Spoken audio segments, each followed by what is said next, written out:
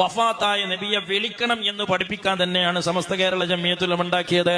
വഫാത്തായ നബിയെ വിളിച്ചാൽ ഇസ്ലാം എന്ന് പുറത്തു പോകുമെന്ന് പഠിപ്പിക്കുന്ന വഹാബികളുടെ ശിർക്കാരോപണത്തെ പ്രതിരോധിക്കാനാണ് സമസ്ത ഉണ്ടാക്കിയത്. വഫാത്തായ നബിയെ വിളിക്കാനാണ് സമസ്ത എന്ന് പറഞ്ഞല്ലോ.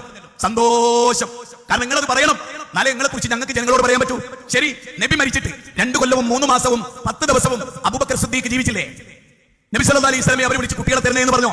രോഗം മാറ്റണേ എന്ന് പറഞ്ഞോ? അബൂബക്കർ സിദ്ദീഖ് ജീവിതത്തിൽ എപ്പോഴെങ്കിലും വഫാത്താകുന്നതിന് മുമ്പ് മരിച്ചുപോയ നബിയെ വിളിച്ചോ?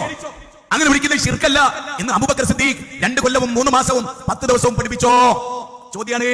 12 കൊല്ലം ഉമർ ഇബ്നു ഖത്താബിന്റെ 10 കൊല്ലം, 2.5 വർഷം അബൂബക്കറിന്റെ 12.5, വീണ്ടും 12.5, 24.5 വർഷം ഉസ്മാൻ ഇബ്നു അഫ്ഫാന്റെ കാലം വരെ വഫാത്തായ നബിയെ വിളിച്ചോ? കൊണ്ടുവാ, കൊണ്ടുവാ, തെളിവ് കൊണ്ടുവാ.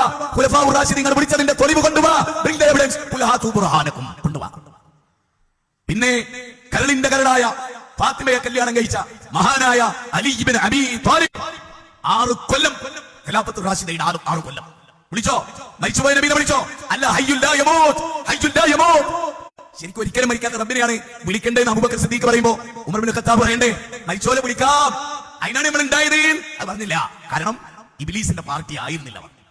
ഇബ്ലീസിനാണ് വാദം മരണപ്പെട്ടവരെ. കാരണം എന്താ? ഇബ്നു അബ്ബാസ് പറയാണ്, 5 ഔലിയാക്കളുടെ ബിംബം ഉണ്ടാക്കാൻ ഇബ്ലീസ് അവരോട് പറഞ്ഞു.